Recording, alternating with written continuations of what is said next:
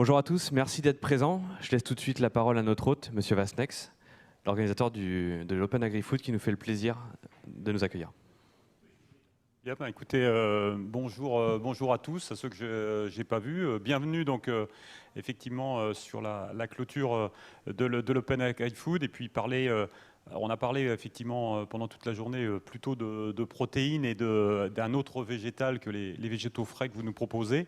Je pense que c'est important, mais néanmoins on voit bien qu'aujourd'hui tout le sujet de la consommation de fruits et légumes est un vrai sujet très très central dans la qualité de notre alimentation. Hélas, effectivement, avec des problématiques à la fois de production liées à tout ce qui peut se passer au niveau réchauffement climatique et puis de consommation qui sont liées aussi à des manques de matière, beaucoup de produits d'import également dans un certain nombre de cas. Mais néanmoins, ça reste très central effectivement dans l'utilisation qu'on peut avoir dans notre quotidien. Et je pense qu'il faut continuer à les promouvoir. Alors c'est vrai que cette journée a été une journée très riche sur des sujets qui, on le voit, sont des sujets qui peuvent assez rapidement être polémiques entre nos différentes typologies d'alimentation qu'on a aujourd'hui. Et je pense que ce qui les réunit, c'est finalement les légumes que vous proposez, puisque les légumes, c'est avant tout des produits du territoire. Et donc la culture, effectivement, de ces produits-là, elle est signe de diversité, de biodiversité. Aussi, on a beaucoup parlé de tout ce qui se passait au niveau régénération des sols. Et je pense que tous ces produits-là sont des produits qui apportent énormément en termes de qualité de notre alimentation, mais également en qualité de nos sols. Et donc, on voit bien qu'on est au centre du sujet de l'alimentation. Et vous savez que l'Open Agri-Food porte effectivement donc un projet central à toutes les filières, l'éducation à l'alimentation. Je sais qu'Interfel est aussi attentif à ce point-là et je milite vraiment pour qu'on se réunisse tous, que ce soit les chefs, on en a parlé tout à l'heure, que ce soit effectivement les gens, les producteurs, que ce soit les industriels, que ce soit aussi toutes les parties prenantes qui peuvent être à côté de nous pour militer effectivement pour reconquérir cette alimentation à l'école qui est fondamentale à mon avis si on veut demain traiter un certain nombre de problématiques nutritionnelles et de santé. Voilà. Donc tout ça milite encore une fois pour une alimentation saine, durable et bonne pour la santé et qu'on continue effectivement à œuvrer. Donc merci d'être là et puis merci effectivement ensuite de nous offrir ce petit cocktail qui sera le symbole en fait finalement de toute la journée. Voilà. Merci beaucoup. Alors notre lien avec l'Open Agri-Food est très fort puisqu'il y a un an on faisait notre lancement officiel au chapiteau. Donc, et on partage surtout un lien très fort qui est celui aujourd'hui d'apporter notre pierre à l'édifice pour une alimentation plus durable au bénéfice de nos filières et des consommateurs. Interfel, c'est l'interprofession des fruits et légumes frais qui au national est l'organe représentatif des ministères, des grands pouvoirs publics nationaux. Mais il y a un petit peu plus d'un an, on s'est mobilisé en région pour créer le comité régional, fédérer les acteurs de la région, porter certaines problématiques du national et surtout créer nos actions de communication. Aujourd'hui, c'est 16 administrateurs qui sont donc représentatifs de la filière, qui travaillent pour notre filière en région centre, avec comme ambition de représenter, de communiquer et de nous fédérer. Pour cette conférence, on s'est appuyé sur Aprifel. Aprifel, c'est l'agence de recherche et d'information sur les fruits et légumes. Ils ont l'expertise scientifique, l'expertise technique sur les fruits et légumes, côté consommation, pour tout ce qui est recherche et information.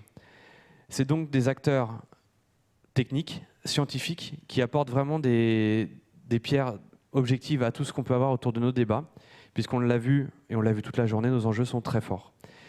Donc un grand merci à eux, on se retrouve tout à l'heure au cocktail, et je laisse la parole à Delphine. Merci Benoît et merci Monsieur Vastnex de l'invitation. Alors, avant de passer la parole à nos invités, que je remercie, qui ont traversé la France pour partager avec nous le sujet de l'alimentation et de la durabilité, je voulais juste rappeler que la durabilité, c'est pas moderne, ça date des années 87. Les jeunes, il n'y a plus beaucoup de jeunes, ils sont partis. Mais ils devraient savoir que le rapport Brundtland date de 1987 et a pris forme dans les années 92, enfin en 92 à Rio, où on a défini ce qu'était le développement durable. L'alimentation, c'est un point fort du développement durable. Le rôle du consommateur est un point fort du développement durable. Et avoir un système alimentaire durable, on en est tous convaincus.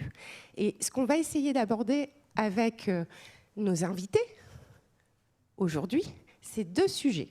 Le premier, c'est pourquoi il faut végétaliser l'assiette et en quoi c'est durable. Voilà. premier sujet. Merci par avance de vos réponses. Et le deuxième point, ça va être le comment. Parce que on a le pourquoi, vous allez voir, il va être assez intuitif, mais c'est bon de le rappeler. Et le comment, on va ouvrir d'autres questions et on va rejoindre le sujet de l'éducation alimentaire notamment. Et sans plus attendre, parce qu'on ne va pas non plus trop tarder, je vais commencer par le pourquoi avec Sabrina. Donc Sabrina, je vais te demander de te présenter et de nous expliquer pourquoi végétaliser l'assiette, c'est bon pour l'individu. Bonsoir. Alors moi, je suis Sabrina Seransky, je suis diététicienne à Blois, je suis en cabinet libéral et je reçois des patients qui sont soit en problématique avec leur poids, soit en problématique avec leur santé. Et alors pourquoi c'est important de parler au quotidien de végétaliser son assiette? C'est bien sûr pour éviter les maladies non transmissibles. Les principales maladies aujourd'hui liées notamment à l'alimentation sont les maladies cardiovasculaires, le cancer et le diabète de type 2, je précise. Et tes patients, ils le savent quand ils viennent que le rôle du végétal dans leur alimentation peut faire basculer certains sujets en termes de prévention? Je répondrai quand même oui, puisqu'on a quand même beaucoup communiqué sur l'importance des 5 fruits et légumes par jour. Après, aller chercher pourquoi c'est important, c'est pas toujours compris, c'est pas toujours su, même si aujourd'hui les écoles participent aussi à la prévention, ont quand même une éducation nutritionnelle importante. Il n'empêche que c'est bon aussi de rappeler continuellement comment on peut atteindre un équilibre alimentaire. Et les autres bénéfices, parce que là on va dire que c'est connu sur les maladies non transmissibles, connaît maintenant. Les autres bénéfices d'une végétalisation de l'assiette sur la santé de l'individu? Alors, il y a bien sûr tout ce qui concerne le microbiote, puisqu'on sait aujourd'hui, on commence de plus en plus à percevoir l'intérêt du microbiote. Or, les alimentations végétales sont autant de prébiotiques, donc ce sont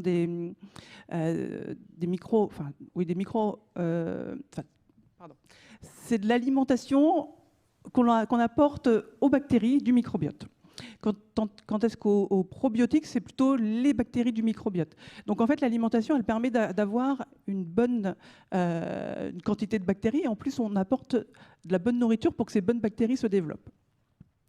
Il y a également tout ce qui concerne la santé mentale. On est assez peu au courant, mais une végétalisation de l'assiette, ça permet aussi de prévenir notamment des dépressions ou des anxiétés. Et on essaye dans la santé de bien imaginer que c'est la santé physique, mais aussi la santé mentale. Et puis enfin, on peut aussi apporter une troisième précision, c'est sur l'immunité. Avec le Covid, on a quand même bien entendu parler de cette immunité qui était importante. Et l'alimentation végétale, elle apporte beaucoup d'antioxydants. Et les antioxydants, c'est la bonne machine, le bon roulement pour une bonne immunité. Donc le végétal devrait être notre meilleur ami santé. Et oui. Et lien avec l'activité physique, je pousse sur le manger-bouger. Oui. Est-ce que tu peux nous en parler rapidement, végétal parce que c'est pas toujours inné, on dit alimentation physique, de la protéine animale. Et pas que. En fait, c'est toujours pareil. Hein. À la base, nous sommes omnivores, donc j'entends parler de protéines.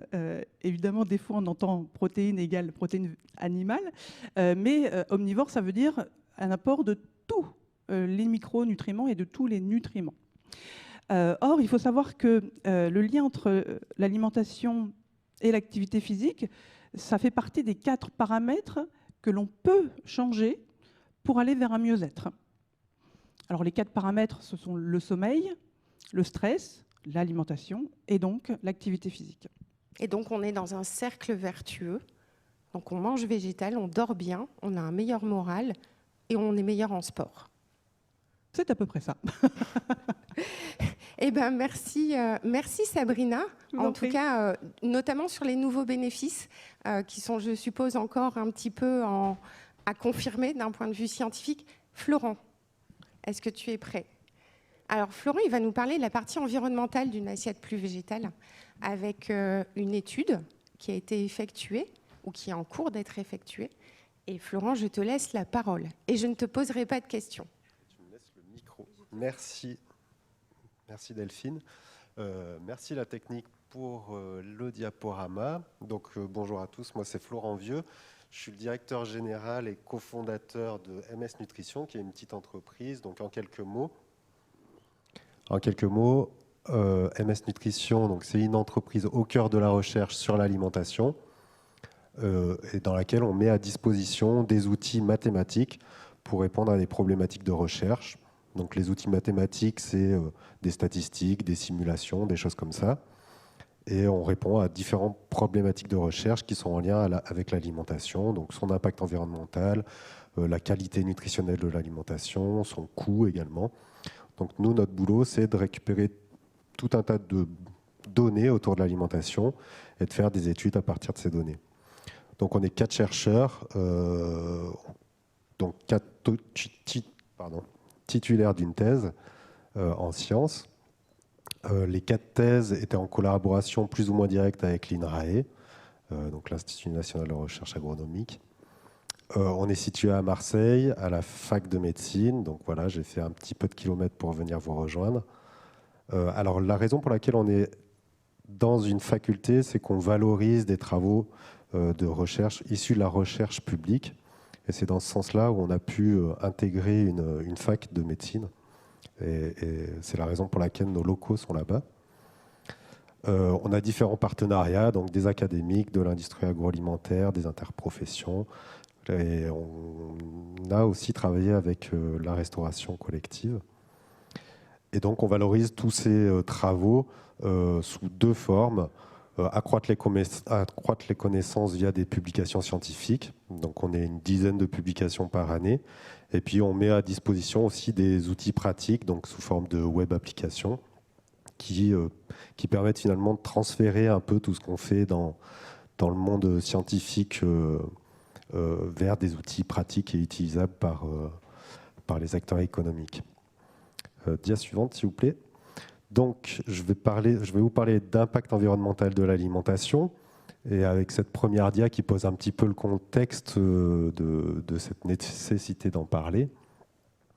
Le diagramme de gauche vous présente la part de l'impact carbone lié à la production alimentaire. Donc voilà, on est à peu près à un quart qu'on alloue à la production d'aliments dans le total des émissions de gaz à effet de serre. Et puis, dans le diagramme juste à côté, vous avez un peu la distinction d'où ça vient. Il est vrai que la majorité de ces 26% proviennent de la production animale. On commence maintenant à tous le savoir que la production d'animaux, effectivement, émet beaucoup de gaz à effet de serre. Et puis, à droite, on a un autre graphique qui permet aussi de montrer que la recherche prend en charge aussi cette problématique. C'est une évolution du nombre de publications scientifiques qui sont sur la thématique de l'alimentation durable entre 2010 et 2020. Donc on voit que le nombre de publications dans le domaine a plus que doublé. Donc c'est vraiment une problématique récente, mais qui est d'importance. Dia suivante, s'il vous plaît. Donc la majorité de ces publications scientifiques, elles indiquent que pour impacter moins l'environnement, effectivement, la végétalisation fait partie des solutions. Pour illustrer ça, on a à gauche, c'est une publi d'une équipe anglaise dans laquelle ils ont, alors, au sein d'un échantillon d'individus qui ont déclaré leur consommation alimentaire, ils ont discerné ceux qui mangent beaucoup de viande, ceux qui en mangent moyennement, ceux qui n'en mangent pas beaucoup, les consommateurs de poissons, les végétariens et les véganes. Donc on voit bien le gradient animal vers végétal, de gauche à droite. Et effectivement, l'axe des ordonnées nous permet de voir qu'en termes d'impact carbone, les consommateurs, et particulièrement les gros consommateurs de viande, émettent beaucoup plus que les véganes. Dans le cas français, donc ça c'est une étude qu'on mène en collaboration avec la PRIFEL et l'INRAE, et dans lequel on a pas fait exactement le même découpage de la population. Nous, on a pris une population donc française déjà, et on les a découpés en fonction de leur consommation de fruits et légumes. Donc la partie de gauche, ça sera les faibles consommateurs de fruits et légumes, et la partie de droite, ceux qui en consomment beaucoup.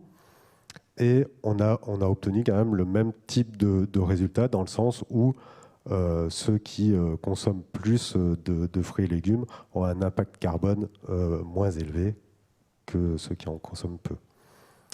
Dia suivante, s'il vous plaît, merci. Alors, bien sûr, il y a un warning, il y a un mais, comme souvent en recherche.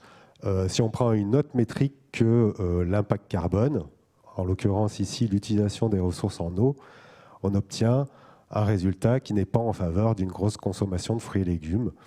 Donc là, on a exactement la même population, c'est les mêmes individus dans les 5 groupes, mais là, on voit que l'utilisation des ressources en eau est plus importante chez ceux qui consomment beaucoup de fruits et légumes.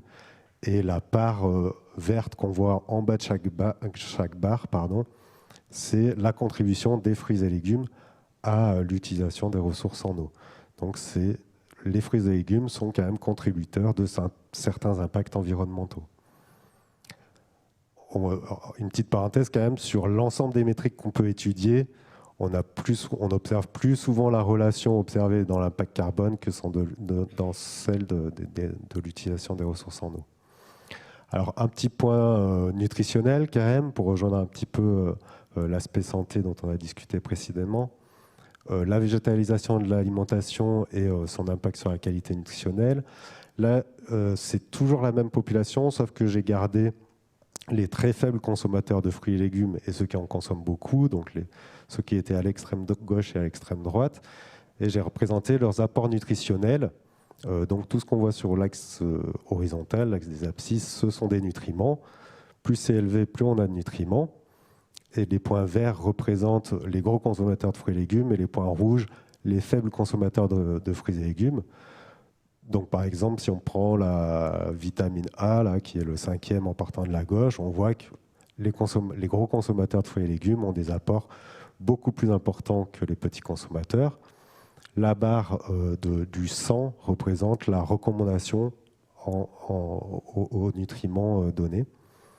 Donc, pour le cas de la vitamine A, ceux qui consomment beaucoup de fruits et légumes respectent largement la recommandation en vitamine A, alors que ceux qui sont faibles consommateurs de fruits et légumes ne la respectent pas. Alors c'est des moyennes, hein, on aura peut-être certains individus qui la respecteront, mais en moyenne, c'est ça le résultat. Et on voit que sur l'ensemble des nutriments, on a globalement les points verts qui sont un peu plus élevés que les points rouges, ce qui veut dire que les apports nutritionnels sont quand même globalement meilleurs chez les forts consommateurs de fruits et légumes. Là encore, il y a un mais. Merci pour la suite. Effectivement, là, c'est une autre étude, pour le coup, qui a été menée dans le cadre du Eat Lancet, de l'assiette Eat Lancet. C'est une assiette proposée dont on a pas mal parlé ces dernières années. Et là, cette équipe a fait un travail de simulation. Donc, ils sont partis d'un régime moyen actuel, qui est représenté sur la gauche du graphique. Et puis, ils ont simulé une substitution animale, végétale, donc progressive. Plus on va vers la droite, plus la quantité de produits animaux est réduite et compensée par des produits végétaux. Donc on voit que sur les fibres, c'est super, on a une augmentation des apports en fibres, on est content, on dépasse la recommandation nutritionnelle sur les fibres. Par contre, dans le sens de la vitamine B12, si on élimine toute consommation de produits animaux, on n'en aura plus. Donc encore une fois, il y a un warning à avoir également sur l'aspect nutritionnel, dans le sens où une exclusion totale va pas être forcément positive. Et puis pour finir, voilà, merci. Donc pour conclure, on a vu que sur les impacts environnementaux, effectivement, une forte consommation de fruits et légumes était plutôt associée à un faible impact carbone. Néanmoins, j'ai montré sur une métrique, ça ne fonctionnait pas forcément dans le même sens. Et puis sur les apports nutritionnels, on a le même genre de message. Une forte consommation de fruits et légumes est bien associée à des meilleurs apports. Cependant, exclure toute consommation de produits animaux peut mener à certains problèmes. Donc je me tiens à disposition si vous avez des questions, en espérant que je n'ai pas trop dépassé le temps qui m'était alloué. Non, tout le monde a bu de tes paroles, Florent. Je suis sûre qu'il y aura plein de questions derrière. Alors, ce qu'a pas dit Florent, c'est l'étude, on va du champ à l'assiette, et ça fait lien avec Jérôme. Ça fait lien avec Jérôme. Parce que là, on a abordé le sujet consommateur, et on a vu globalement que le consommateur, quand il végétalise, il a un impact positif sur sa santé. C'est ce que Sabrina nous a dit. Il a plutôt un impact positif sur l'environnement, même si l'environnement, c'est beaucoup de métriques. Et on le voit, on a parlé... il a été très rapide, Florent. Parce que l'étude, elle fait tout ça. Mais il a été très rapide. Mais globalement, végétaliser... Oui, on avait 8 minutes. Végétaliser, c'est très bénéfique sur les gaz à effet de serre. Il y a un petit peu de tension, effectivement, sur la ressource en eau qu'il faudra travailler. Mais c'est assez évident quand on est notamment sur des vergers. Néanmoins, ça va mieux en le disant. Il y a d'autres métriques qu'on a regardées, la biodiversité, etc. Il y a plein de choses à dire qui sont hyper intéressantes dans la végétalisation de l'assiette. Mais nous n'avions que 8 minutes. C'est pas grave, parce que Jérôme, il va nous raconter plein d'histoires. Jérôme, vous pouvez vous présenter ? Bonjour, eh bien, Jérôme Brou, donc je suis producteur de fruits, poires, cerises, fraises, dans le Loiret, pas très loin d'ici, à une 8aine de kilomètres. Et le rôle de l'agriculteur, c'est notamment de produire des produits qui sont beaux, bons et sains. Alors les trois, faut arriver à trouver l'alchimie entre tout ça. Hein. C'est un peu contradictoire des fois. Et quand on parle d'environnement, les premières choses que l'on a fait, maintenant ça remonte à presque une vingtaine d'années, ce que vous disiez tout à l'heure, dans les vergers, un verger reçoit quand même un nombre relativement important de produits phytosanitaires, alors à la fois pour soigner les plantes, pour avoir un produit qui soit beau. Et ce qui nous posait problème il y a quelques années, c'était le ver du fruit, le Carpocaps, on a, à force de le traiter, on dit qu'il faut trouver une autre solution. Et il y a des chercheurs qui ont trouvé donc, ce qu'on appelle la confusion sexuelle. Alors en expliquant, c'est très simple, hein, on répand dans le verger 500 doses à l'hectare de phéromones qui dégagent l'odeur de la femelle. Et le mâle, il est en confusion complète. C'est comme si nous, on nous met un bandage sur les yeux, on sent des parfums partout, et puis pour chercher quelqu'un, c'est un petit peu compliqué. Et ils ont la même problématique.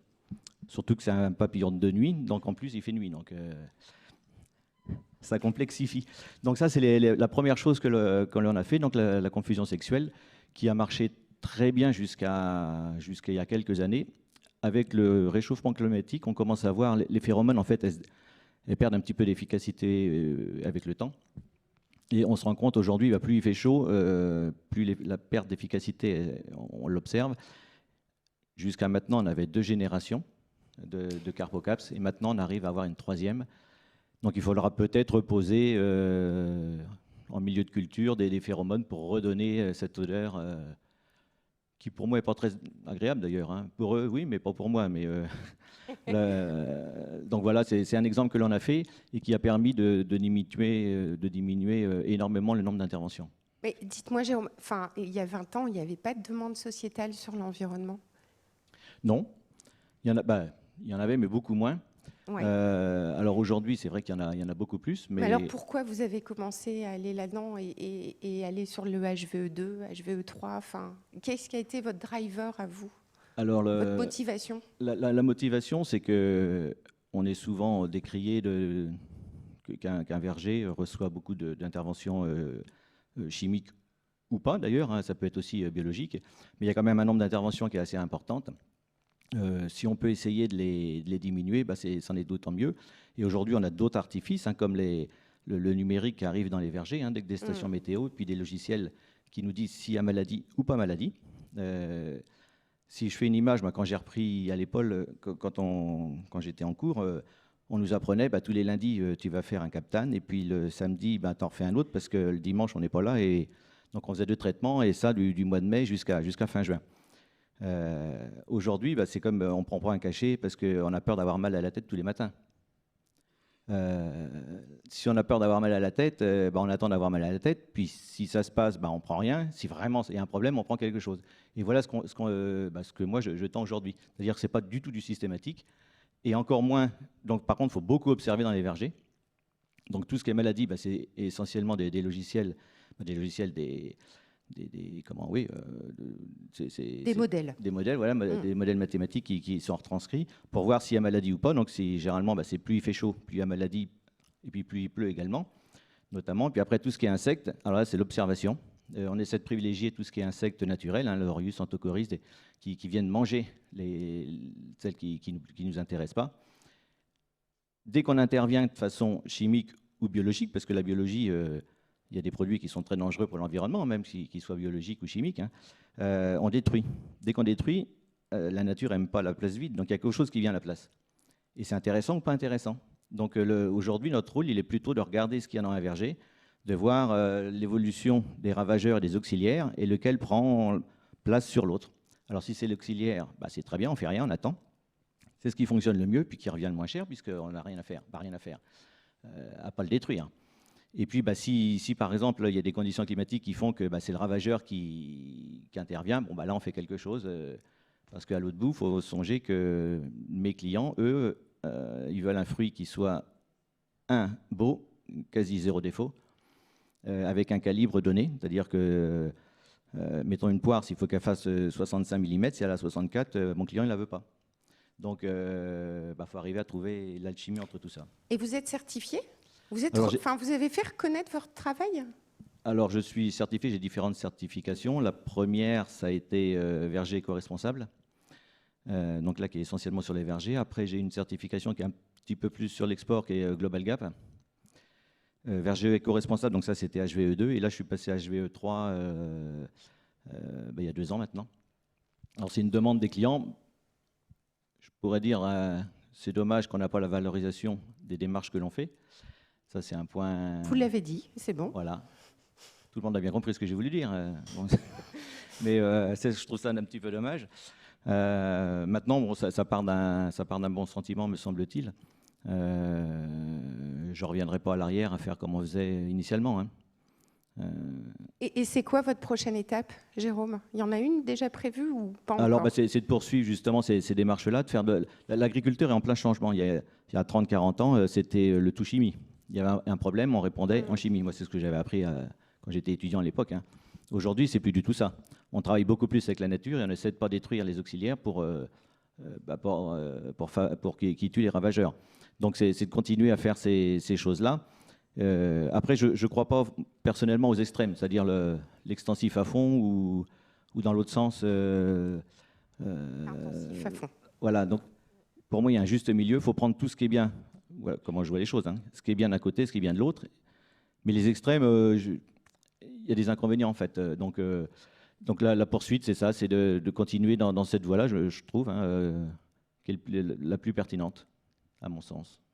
Eh ben merci. Donc on a vu que le pourquoi la végétalisation c'est durable, c'est déjà durable pour l'agriculteur et c'est ce qui nous explique. Et je remercie du témoignage pour l'individu et merci Florent pour la balade. Alors le pourquoi, on est prêt sur le pourquoi? Marc, Odile, Thierry, ouais. Marc, oui. Je vous donne la parole, Marc. Dites-nous qui vous êtes déjà. Alors, Marc Jonglet, je suis ingénieur de l'ISA Lille, sorti il y a un certain nombre d'années. J'ai parcouru la filière agroalimentaire de l'amont vers l'aval pour finir dans les ingrédients, à base céréalière essentiellement. Et là, je voudrais en profiter pour apporter une nuance. Quand on dit que la préoccupation de l'environnement est quelque chose de récent, quand j'ai commencé ma carrière il y a pratiquement 50 ans, comme conseiller agricole en Beauce du Loiret, on faisait déjà des analyses de terre pour déterminer les quantités d'azote à apporter pour les limiter et pour réduire la pollution. Donc, ça n'est pas nouveau. Voilà. Alors, par ailleurs, je suis ici en tant que bénévole dans le mouvement Famille Rurale.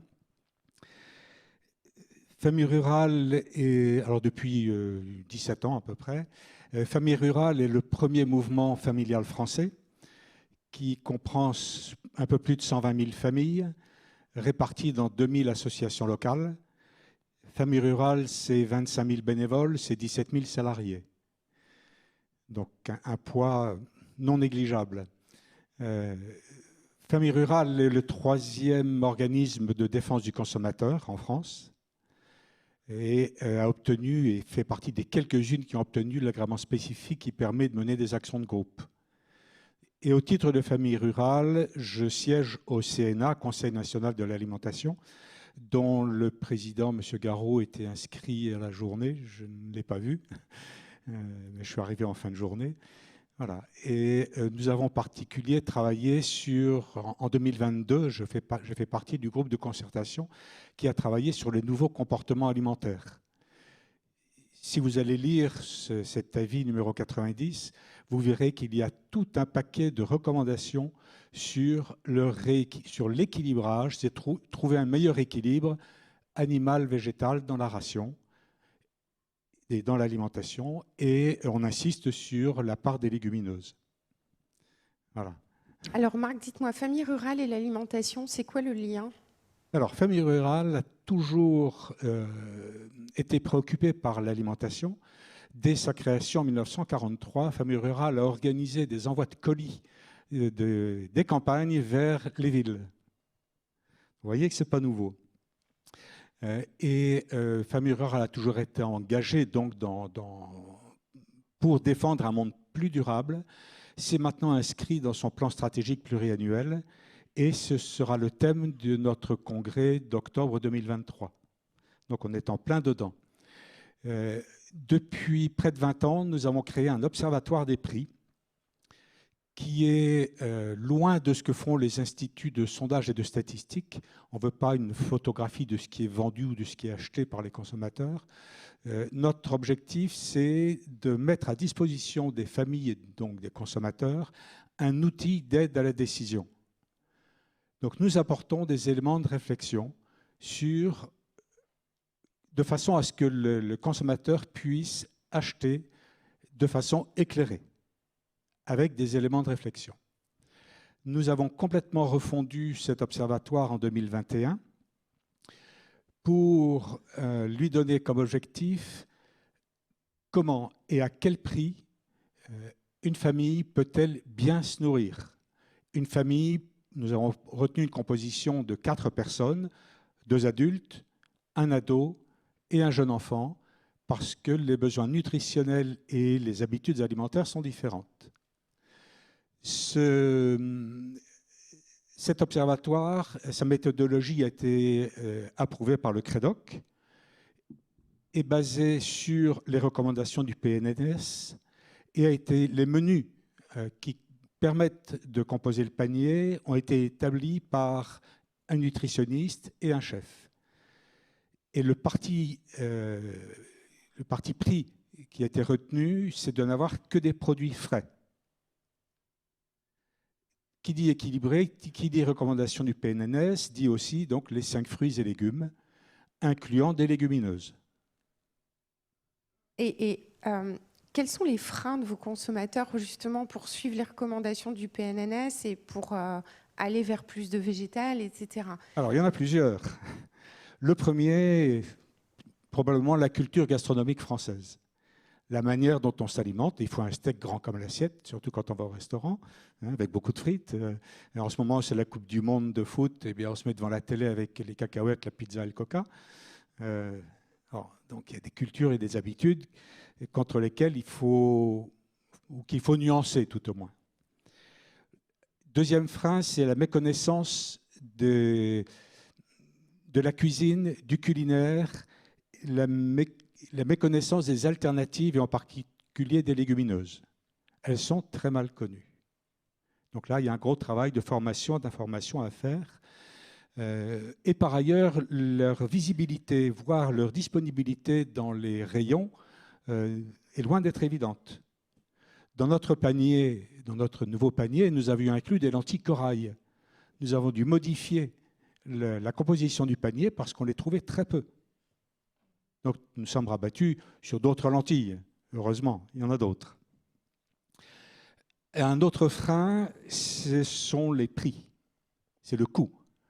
surtout avec l'inflation récente, 11% d'une année sur l'autre, 40% depuis 10 ans. Et notre observatoire des prix, pour manger donc de façon équilibrée, tout en se faisant plaisir, parce que ça c'est aussi important, et on l'a entendu dans la table ronde précédente, hein, c'est aussi une source de bien-être hein, et de mieux-être. Selon notre observatoire, pour cette famille de 4 personnes, pour s'alimenter, ça représente entre 56 et 90% d'un SMIC. C'est lourd. Alors, on entend des moyennes, on dit c'est 14% du budget des Français contre 30% il y a 20 ou 30 ans, c'est vrai, mais 14% de la moyenne des Français. Pour les familles les plus précaires, et c'est là que sont les difficultés et les freins, c'est beaucoup plus difficile. Même notre panier économique, alors économique qui est quand même équilibré, qui a quand même des éléments plaisir, mais duquel on a enlevé les produits les plus onéreux, comme les cerises, par exemple. Hein. On a bien vu le prix des cerises cette année. Hein. On arrive à un panier de 450 € qui représente 36% d'un SMIC. Les fruits et légumes dans notre panier représentent 8 à 16% d'un SMIC. Donc, le coût est un frein, c'est indéniable. Un autre frein que nous avons identifié, c'est la puissance marketing et publicitaire de l'industrie alimentaire.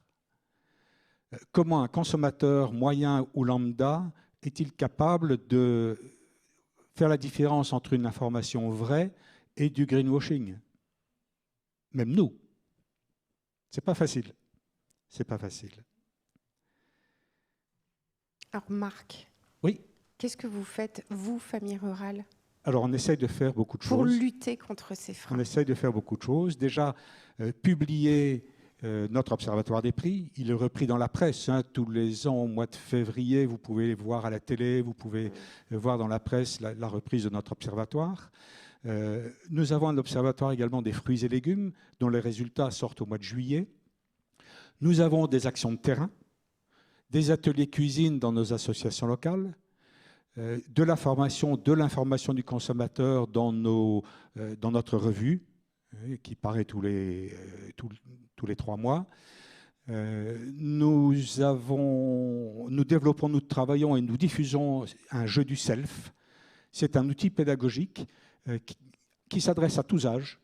Nous l'avons beaucoup fait dans les écoles, nous le faisons dans des centres aérés, nous le faisons également auprès d'adultes, qui est tout simplement un outil qui permet de vérifier la connaissance ou d'améliorer la connaissance des différents composants d'un repas de façon à ce qu'ils soient équilibrés. Donc un gros travail de formation d'information. Nous sommes en train de travailler justement avec Aprifel pour des conférences parentalité sur l'alimentation. Nous sommes en train de travailler avec Interfel sur également des ateliers, des conférences sur l'alimentation. Alors, autre outil que nous utilisons, nous interpellons les pouvoirs publics. Nous n'hésitons pas à prendre position sur le chèque alimentaire, par exemple, et nous avons fait des propositions, nous avons émis des propositions aux pouvoirs publics pour en faire un outil aussi de formation et d'éducation du consommateur, donc le cibler vers des produits plus sains, plus frais, meilleurs pour le One Health. Nous interpellons les pouvoirs publics sur la publicité des produits gras, salés, sucrés, en particulier auprès des enfants, et nous participons au débat. Donc nous siégeons au CNC, comme je l'ai dit, donc je siège au CNA, et voilà. La plupart des outils que nous utilisons pour lever ces freins et essayer de faire avancer. Donc si je traduis, de l'information et de la mise en pratique terrain avec des ateliers terrain. Du terrain. Et la formation, l'information de terrain, ça marche. Nous avons organisé une Zéro Gâchis Académie avec l'ADEME. Nous avons suivi 100 familles. Ça a permis de baisser de 59% leur gaspillage alimentaire. Donc la formation de terrain, ça marche. Alors, il faut de la persévérance, il faut du travail, il faut de la patience. Eh ben, ça fait le lien avec Odile, qui, merci Marc, qui va expliquer Vivons en forme. Et Odile, vous préférez venir debout. Allez, pas du tout, au contraire. Merci Odile Verrier. Je suis médecin endocrinologue. Autrefois, je travaillais en centre hospitalier dans le Nord à Valenciennes et j'ai rejoint l'association Vivons en forme qui est déployée dans la région, au départ dans la région Nord-Pas-de-Calais depuis une trentaine d'années. Et cette association a vécu sa vie, elle a changé de nom, ça s'appelait autrefois EPOD, Ensemble Prévenons l'obésité des enfants. Et en 91, c'est devenu une association reconnue d'utilité publique, ça a changé de nom et ça s'appelle maintenant Vivons en forme. Alors, le but de cette association, c'est de viser un public qui vient d'être évoqué par l'orateur précédent, M. Jonglet, à savoir les enfants dans les écoles. Alors, on est parti d'une idée, c'est que si on veut changer les comportements, on ne peut plus faire un discours qui soit descendant. Il faut des techniques particulières, des façons de faire nouvelles, qui, soit dit en passant, n'ont pas tout à fait été utilisées quand on ne fait que des injonctions alimentaires. Par exemple, pour le programme national nutrition santé, 5 fruits et légumes, bon, malheureusement, ça a été beaucoup énoncé, mais il n'y a peut-être pas eu la stratégie qu'il fallait après. Et la chance qu'on a eue, c'est d'avoir misé tout de suite sur les outils comme le marketing social. Donc le marketing social, ce n'est pas tellement connu en France. C'est une science, une vraie science sociale qui a déjà eu 3 prix Nobel et qui est utilisée plutôt dans les pays anglo-saxons. Par exemple, l'éradication de la polio ou l'acceptation du vaccin contre la polio en Inde, ça a été fait grâce aux méthodes de marketing social et au nudge. Donc ces techniques ont été appliquées dans les écoles dans le cadre d'un programme qui a pour but de permettre aux enfants de manger mieux et tout autant de bouger plus et tout autant d'avoir un certain bien-être. L'objectif étant bien sûr que ça remonte dans les familles. Donc ce programme de marketing social, il a 5 caractéristiques. C'est fondé sur cette méthodologie de façon à mettre en œuvre des changements de comportement qui vont aussi être durables chez les formateurs avant de descendre chez les enfants.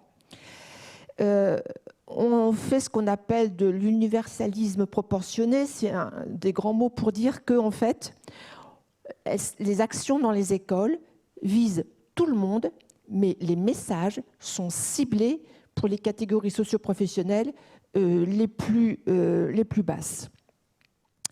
L'apprentissage n'est pas descendant, mais se fait toujours par l'expérience. En fait, ce sont des ateliers et on apprend en faisant. On forme les intervenants locaux de façon à ce que ce soit eux les experts et qu'ils continuent à dispenser, entre guillemets, la bonne parole, enfin les bonnes pratiques. Et on vise, le dernier principe, c'est toujours viser à l'autonomisation des personnes dans un esprit positif, en s'abstenant de tout jugement, et en matière d'enfants, surtout en respectant la parentalité. Alors, comment ça se passe, enfin, quels sont les acteurs? Il y a une équipe centrale qui détermine les programmes pour arriver à ces objectifs-là et qui entraîne les premiers formateurs, qui les forment. Ça, c'est l'échelon national. Et le programme, il est proposé aux maires des villes. Et il va y avoir un binôme entre un élu local qui va être désigné par le maire et un chef de projet. Ils vont faire tandem ensemble. Et c'est missionné par le maire. Et c'est ce tandem qui va faire le tour de toutes les ressources possibles, imaginables, au sein des écoles, au sein de la petite enfance, au sein de l'avarie, au sein de l'alimentation dans la restauration scolaire ou autre, de façon à recueillir le plus possible d'acteurs locaux.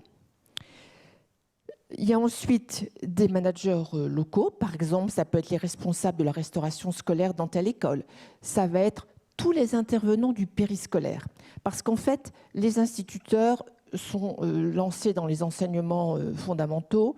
Ils font un peu d'éducation nutritionnelle, mais ce n'est pas leur mission. Ils ont beaucoup d'autres choses à faire. Donc la cible de ce projet-là, ça va être le personnel de restauration scolaire et aussi tous les encadrants du temps périscolaire. Donc le matin, quand les enfants arrivent, pendant les récréations, la pause méridienne, parce que c'est un temps qui est assez long, et le soir, à la garderie. Et on procède donc par atelier, comme je vous ai expliqué. Ces ateliers sont d'abord pensés par une équipe de marketing social. Ils sont élaborés sur place, ils sont testés, ils sont lancés. Une fois qu'ils sont lancés, ils sont évalués. Et ces ateliers sont donc faits au plus près de l'enfant par les acteurs locaux. De cette façon-là, on part de messages de santé globaux et ces messages descendent pour atteindre les enfants. Et le changement de comportement s'opère parce que les bonnes technologies ont été utilisées et qu'on n'a pas joué aux apprentis sorciers. C'était des choses qui sont connues, publiées, même si c'est un peu moins connu en France. Alors, quels sont les programmes qui sont utilisés? Eh bien, il y a bien sûr eu d'abord des programmes sur l'alimentation, donc par exemple la composition d'un petit déjeuner. Pourquoi faut-il prendre un petit déjeuner? Quels sont les goûters intéressants à l'école? Comment est-ce qu'on fait un goûter quand on n'est pas à l'école, pendant les vacances ou le week-end? De quoi doit se composer un goûter? Comment on fait un goûter d'anniversaire? Comment on peut se faire plaisir en mangeant des bonbons ou des sucreries? En fait, on prend juste une poignée et on ne les mange pas en dehors des repas, on les mange au goûter. Ça peut toucher aussi les portions. Il y a eu des actions qui ont été faites auprès des gens, du personnel scolaire qui sert les enfants, en leur expliquant que s'ils ont 3-4 ans, eh ben, c'est une douzaine de frites qu'il faut mettre et non pas une quinzaine, et que c'est un petit nugget de poisson ou c'est un petit morceau de viande. Alors en général, on explique aux enfants que la ration de protéines, c'est la paume de la main de l'enfant. Comme ça, la ration de protéines peut monter. Alors, je ne sais pas trop comment on fait avec les pois chiches. Ça, je laisserai ça aux experts. Oui, parce que il faut que je dise en passant qu'on n'a pas de programme encore spécialement dédié aux fruits et légumes. Donc, nous, on a plutôt une légitimité dans ce qui est le savoir-faire, le changement de comportement, que dans le programme fruits et légumes. Même si on apprend aux enfants à faire des brochettes de fruits, on les apprend à cuisiner les fruits, on les apprend à connaître la façon dont les fruits se développent. Enfin, il y a beaucoup d'ateliers déjà autour des fruits. Autres ateliers autour de l'activité physique, donc dans les cours de récréation, à quoi on peut jouer. On laisse une partie de la cour pour le football, mais on laisse une autre partie aussi pour les filles qui ne jouent pas encore au foot, pour qu'elles puissent aussi avoir des jeux qui ont été proposés, ou alors ils sont dessinés à la peinture sur le sol. Ce qu'on propose aussi, c'est des programmes pour apprendre à bien dormir. Comment reconnaître le train du sommeil, comment déceler les petits signes qui nous avertissent qu'on va s'endormir, dans quelles conditions va-t-on pouvoir bien dormir? La chambre doit être fraîche, il faut qu'elle soit sombre, il ne faut pas qu'on ait regardé d'écran avant, etc. On a aussi un programme, par exemple, sur boire de l'eau. Les enfants ont des barres à eau et dégustent différentes eaux et ils apprennent à éduquer leur palais.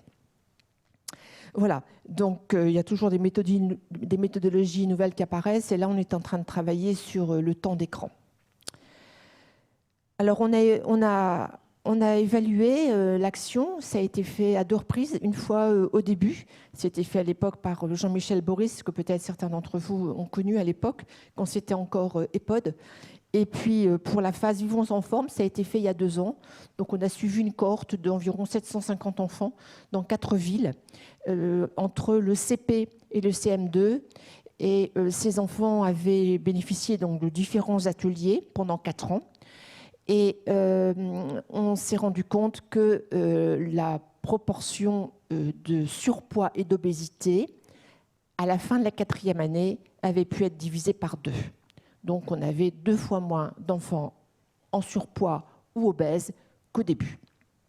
Donc, c'est un résultat qui est suffisamment bon pour être cité, parce que la dernière revue Cochrane, qui était sortie en 2019, montrait que très peu d'études avaient été suivies au-delà de 2 ans. Donc là, elle a 4 ans. Et nous, ça n'était pas une étude expérimentale, puisqu'on n'a pas pu faire d'essais randomisés contrôlés, puisqu'on était déjà dans une démarche sur le terrain. Donc c'était un protocole quasi expérimental. Donc on a déjà, entre guillemets, fait l'économie de la perte qu'on a quand on passe d'un système, d'un modèle au terrain. Il y a toujours une déperdition en efficacité, donc cette déperdition-là, nous, on ne l'a pas. Alors, vous pourriez nous reprocher de ne pas avoir d'essais randomisés en double aveugle, mais dans les sciences sociales, ce n'est pas toujours faisable. Donc, en fait, on a utilisé un ratio qui est le ratio du nombre d'adultes par enfant. Donc, moins les adultes ont d'enfants à s'occuper, ce ratio-là, moins il est il est complètement lié à la diminution du poids. Donc, plus vous avez d'adultes qui encadrent les enfants, qui animent les ateliers dont je viens de vous parler, plus les enfants perdent de poids. Donc, on peut dire que notre action, elle est bien liée, la perte de poids qu'on observe est bien liée à l'action qui a été faite. Voilà ce que je peux vous dire. Et j'aurais peut-être dû commencer par ça, c'est qu'on a toujours l'impression qu'il y a moins d'obésité, enfin, à part le Covid, qui a quand même fait réaugmenter la prévalence, on a l'impression qu'il y a moins d'obésité, mais en fait, l'obésité, il ne faut pas la voir de façon moyennée, il faut descendre très finement, soit dans les territoires, soit dans les conditions socio-économiques. Et on sait qu'il y a un rapport de 1 à 6 dans la prévalence de l'obésité entre les enfants de cadres et les enfants d'ouvriers. Donc l'obésité, elle continue à exister en France de façon tout à fait anormale dans certains milieux et dans certains coins de France. Donc il faut continuer à se battre et merci d'avoir organisé cette belle table ronde pour manger plus de fruits et légumes et de légumineuses. Oui, merci Odile, surtout merci à vous de votre investissement et on voit que l'éducation alimentaire est diffusée au quotidien. C'est un vrai engagement et merci de votre bénévolat parce que sans ce type d'organisation, ce serait difficile et on ne pourrait pas apprendre. Thierry, eh oui, c'est à vous. Présentez-vous Thierry. On va terminer par une réponse locale. Allez-y. Bonsoir à toutes et à tous. Donc, Thierry Milleriou, je suis d'abord administrateur pour le comité Interfel Centre-Val de Loire depuis 1 an. Et au-delà de ça, je suis également responsable régional pour la société Elior. Et donc, je m'occupe principalement de manager des restaurants dans lesquels on reçoit l'adulte sur le lieu de travail, en fait. Donc, je ne suis pas très expert en restauration scolaire, mais plutôt en restauration adulte sur le lieu de travail. Vous faites le lien avec Odile. Voilà. Et donc, c'est à moi qui ai la chance de conclure et de terminer. Et donc, en fait, je veux simplement vous parler, on a entendu des enjeux nutritionnels qui sont forts, des enjeux de santé qui sont également forts, de développement durable et de pouvoir d'achat et de production. Moi, je vais vous parler d'un enjeu de plaisir, en fait. C'est-à-dire que je suis intimement convaincu que la végétalisation des plats est essentielle et qu'on peut prendre beaucoup de plaisir à déguster et à savourer des plats végétariens. Je crois que dans mon parcours, voilà, j'ai eu des parents et des grands-parents agriculteurs qui m'ont élevé dans le respect des valeurs, notamment des fruits et légumes. Et donc, en fait, pourquoi j'introduis ? Parce que je pense que si moi je suis intimement convaincu, et sans opposer la filière animale, parce qu'il faut tout à fait conserver des protéines animales, je pense qu'on peut prendre beaucoup de plaisir sur les plats et les plats végétariens. Pour ça, en fait, l'évolution qu'on a connue, c'est que déjà depuis plusieurs années, on a eu par exemple un retour du potage. Il y a peut-être maintenant une dizaine d'années, c'était déjà une demande forte sur le potage, alors qu'avant, on n'entendait plus parler du potage. C'est-à-dire qu'on en a parlé quand les gens de mon âge ont mangé de la soupe à la maison. Mais après, ça s'est un peu perdu et on a eu le retour de la soupe et du potage il y a une dizaine d'années. On a eu le retour aussi de l'assiette de légumes. Je parle en restauration d'entreprise. Donc l'assiette de légumes, bon, vous aviez l'assiette d'haricots verts, fade, pas salée, pas très bien cuite ou trop cuite, surgelée en boîte. Enfin bon, c'était pas terrible. Et puis depuis maintenant 4-5 ans, on a vraiment une demande forte sur les plats végétariens dans les restaurants que nous confient nos clients. Et il a fallu qu'on travaille, nous, de notre côté, pour pouvoir proposer des offres végétariennes. Et c'est vrai il a fallu travailler avec nos équipes, travailler sur la formation, sur l'encadrement. Quand vous prenez un cuisinier dans nos équipes qui a, je sais pas, 30, 40 ou 40, 50 ans, lui parler de plats végétariens, quand il a toujours travaillé du poisson ou de la viande, c'est compliqué. Donc il faut qu'on les fasse adhérer et on y arrive. On y arrive en les formant, en leur expliquant à travers les bienfaits nutritionnels et les bienfaits plaisir. Donc, et on arrive aujourd'hui dans nos restaurants à avoir des équipes qui sont engagées, notamment en cuisine, sur cet aspect de plat végétarien. Donc ça, c'était, je dirais, l'enjeu plaisir. L'enjeu derrière, de pouvoir le faire découvrir aussi, c'est-à-dire que nos cuisiniers puissent expliquer leurs recettes. Aujourd'hui, il y a plein de chefs étoilés, de chefs reconnus qui travaillent le plat végétarien et qui justement arrivent à prouver qu'on peut se faire plaisir avec ce genre de plat. Et donc, enjeu plaisir, enjeu de communication, enjeu de pédagogie et de pouvoir... Alors ça commence à l'école, hein, comme vous le disiez tout à l'heure. C'est vrai que c'est important, mais je pense que l'adulte aussi, et les jeunes générations aujourd'hui, sont à la recherche de ce genre de plats. Et on a énormément de nouveautés, de plats à la fois avec des légumes, à la fois avec des légumineuses, des légumes frais, qui apportent de la nouveauté. Tout à l'heure, on parlait dans la conférence juste avant qu'il y avait un velouté de butternut qui avait été servi ce midi. Dans un velouté de butternut, vous retrouvez du sucre, vous retrouvez de la saveur, vous retrouvez du liant, vous retrouvez tout un tas de choses. Il suffit que vous ajoutiez 2 ou 3 petites céréales, des noix ou des amandes, et tout de suite, vous avez le croquant. Donc on retrouve dans ces plats-là le plaisir à la fois de déguster, le goût. Et quand on fait goûter dans nos restaurants des plats nouveaux, alors oui, qui sont nouveaux par rapport à 4-5 ans ou il y a 6 ans, on a nos convives qui adhèrent à ces recettes et à ces plats. Et je pense qu'on est sur un mouvement, on dit que pour moi, ce n'est pas une tendance, c'est vraiment un mouvement de fond. Et on se doit, nous, restaurateurs d'entreprise, d'accompagner ce mouvement de fond. Pour ça, par exemple, on a, chez Elior, on a plus de 80 recettes différentes qui tournent en fonction des saisons. Automne, printemps, été, hiver, ou dans lesquels on fait rentrer évidemment les légumes de saison, les légumes locaux. C'est-à-dire qu'on va avoir des recettes régionales. Par exemple, dans la région, on est bien pourvu sur tout ce qui est notamment légumes, hein, les maraîchages. On a également les lentilles, par exemple. On en parlait tout à l'heure. Donc, c'est vraiment des plats qu'on met en avant dans nos restaurants en fonction des régions, en fonction de la saison. Et ça a aussi un impact, et je tiens aussi à le dire, c'est que ça a un impact fort aussi pour moi sur le pouvoir d'achat. C'est-à-dire qu'un plat végétarien coûte moins cher. Et en restauration collective, on gère des centimes. Donc, coûte moins cher. Et donc, du coup, vend moins cher. Donc, ça nous permet aussi de pouvoir garantir une restauration sociale, il ne faut pas qu'on l'oublie, collective, qui soit ouverte à tout le monde. Donc, c'est important, surtout depuis le Covid, où aujourd'hui, on a le télétravail, on a quand même beaucoup de choses qui ont fait un peu déserter nos restaurants. Donc on se doit, nous, de se remettre en cause et de pouvoir proposer ce genre de recettes. Donc voilà ce que je voulais dire sur l'enjeu plaisir. Je regarde si je n'ai pas oublié par rapport... Moi, j'ai une question, Oui. Thierry. Ouais. On sent un réel engagement de votre part Je sais pas. pour végétaliser. C'est le plus compliqué, il est où? Il est dans les équipes ou chez les convives? Alors, dans nos équipes, je l'ai dit, hein, il y a eu de la donc, formation. on arrive à l'accompagnement. les former. On a une académie de formation, hein, nous, qui se fait dans des cuisines, avec un piano, alors pas musique, hein, cuisine.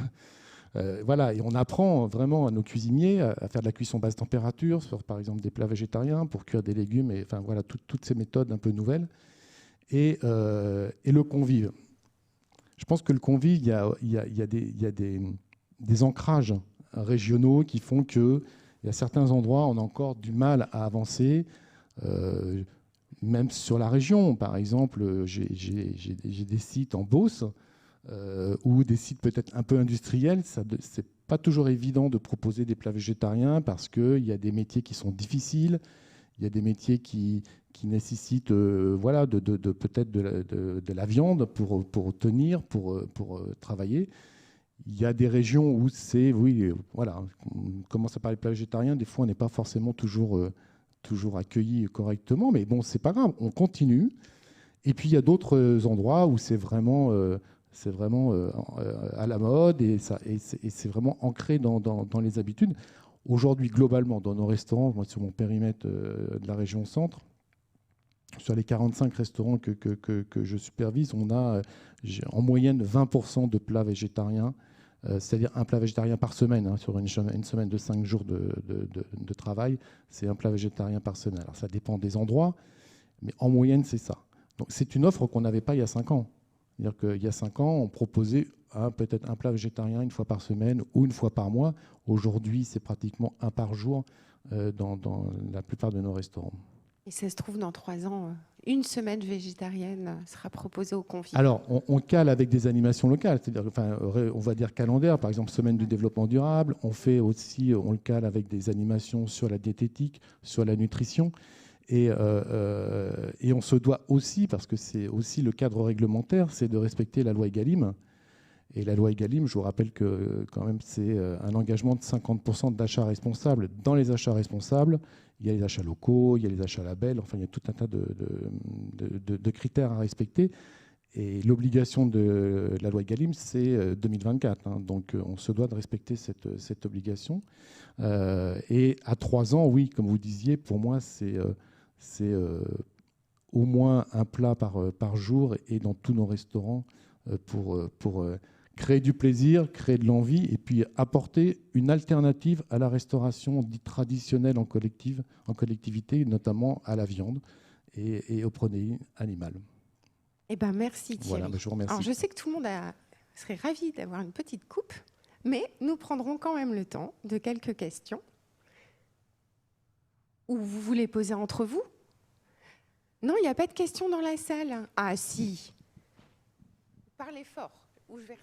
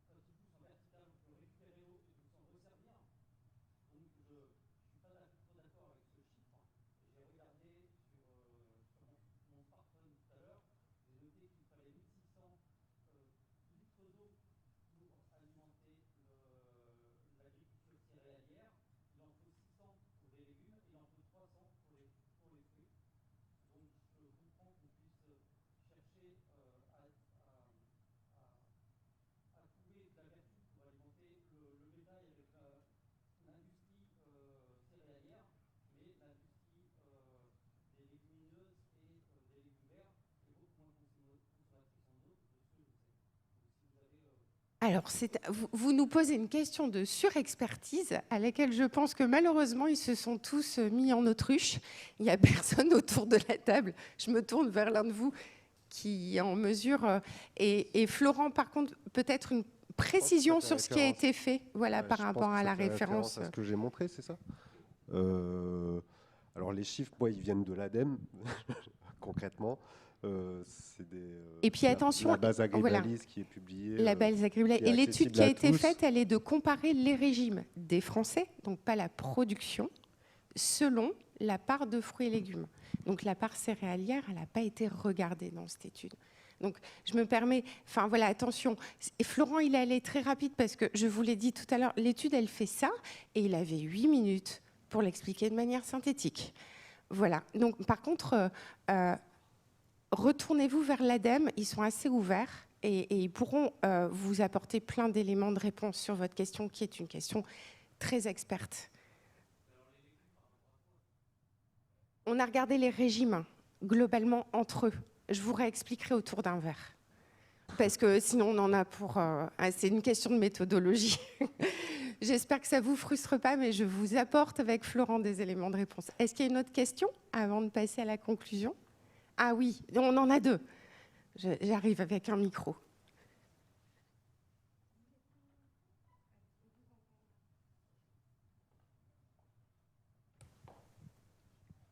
Oui, je vous remercie. J'ai juste une question pour Florent. Vous avez raison. C'était seulement 8 minutes et un très grand développé. On n'a vraiment pas eu le temps de voir les chiffres. Est-ce que le slide est disponible soit directement auprès de vous, soit auprès de Florence Duprat? Merci. Alors, les dias présentés, moi, elles sont à disposition de mon côté. Oui, alors on va se permettre de... librement. Alors on va faire une publication scientifique sur ce sujet-là. Et donc on va attendre juste que ce soit publié début d'année. Et après, vous les aurez en libre accès. Donc si vous pouvez patienter 2 mois, ça nous arrangerait. Ça ne vous frustre pas trop? Je vous remercie. Alors, pour l'irrigation, en fait, il n'y a que 7% de la surface qui est irriguée. Hein. Et il y a beaucoup de céréales qui ne sont pas irriguées. Alors, plus ou moins suivant les régions, mais globalement, il n'y a que 7% de la surface française qui est irriguée. Et les blés utilisent l'eau d'hiver. Donc, on a besoin d'un rajout, peut-être pour certains, ceux qui l'ont, d'une irrigation ou deux au mois de mai, mais la plupart du temps, les céréales, les plantes qui vivent l'hiver ne sont pas irriguées. Celles qui sont irriguées, c'est effectivement les pois de printemps, enfin les légumineuses à graines cultivées de printemps. Sans eau, c'est un peu compliqué. Et puis les maïs, effectivement. Alors, le maïs, il n'a pas de chance, il vit l'été, mais c'est lui qui a la meilleure efficience par rapport à l'eau. Donc, par rapport au nombre de kilos de maïs produits, c'est lui qui utilise le moins d'eau. Mais il n'a pas de chance, c'est qu'il vit l'été. Et effectivement, en vivant l'été, on voit qu'on l'irrigue. Et en fait, en surface irriguée de maïs, alors ça dépend de la région, mais il y a moins de 50% des surfaces qui sont irriguées. Non, c'était par rapport à l'élevage et à la diminution de l'élevage par rapport au diapo de Florent. L'élevage diminue en France. Alors, il faut séparer, je pense, une étude peut-être qui est un peu plus au-delà de la France par rapport à la... En deçà... Sur la première dia, c'est ça? Ouais, en deçà de la consommation, qu'il faut effectivement rééquilibrer notre régime alimentaire. Mais si on diminue l'élevage, et c'est le cas en France, hein, on diminue l'élevage, on va plutôt libérer du CO2, puisque les surfaces en herbe qui sont cultivables vont être cultivées et retournées. À chaque fois qu'on laboure une surface en herbe, on libère du CO2. On restructure le parcellaire, c'est-à-dire qu'il y a des arbres qui disparaissent. Oui, parce que s'il y a une espaciation d'élevage, la plupart du temps, il y a quand même pas. C'est dans les régions. Je parle français, hein, je parle globalement français. Donc, automatiquement, on réorganise le parcellaire pour pouvoir le cultiver. Et la deuxième chose, c'est les surfaces à faible potentiel, elles iront à la friche. S'il n'y a plus d'élevage bovin extensif, ils iront à la friche. Mais donc, je pense qu'il faut rééquilibrer en disant, effectivement, c'est plutôt l'élevage qui vient, enfin les animaux qui viennent d'extérieur de la France qu'il faut supprimer dans l'alimentation. Mais ce qui est important, c'est de préserver l'élevage français. Et qui a une autre vertu, c'est de produire aussi du compost pour nourrir nos plantes et pour éviter d'acheter de l'engrais minéral. Parce que cet engrais-là, il est aussi contributeur à la production de CO2. Donc c'est juste pour relativiser, mais je pense que vos propos n'étaient pas pour casser l'élevage français. Quoi. Pour enlever quand on enlevait l'élevage français, mais c'est juste pour relativiser. Oui. Ça n'amène pas effectivement Merci de la précision. Et de mémoire, le support venait de Grande-Bretagne. Ceci explique donc peut-être cela. Non, je suis taquine. Benoît, on va te laisser conclure. S'il n'y a plus d'autres questions, il n'y a pas de frustration. Et j'ai bien noté qu'on buvait un verre ensemble. Et bien dans ce cas-là, voilà, merci de me laisser conclure. Je voulais vraiment tous vous remercier pour votre présence, remercier Delphine pour l'animation de cette conférence, tous les intervenants pour vos échanges, pour vos apports. Un grand merci vraiment d'avoir été présent avec nous ce soir. Je tiens aussi à remercier tous mes administrateurs du comité régional qui sont présents ici ce soir. Et en particulier, quelqu'un qui ne s'est pas caché mais presque, Laure, qui est là-bas, qui est notre déléguée, notre permanente. C'est grâce à elle qu'on organise tout ça et je pense qu'on peut l'applaudir.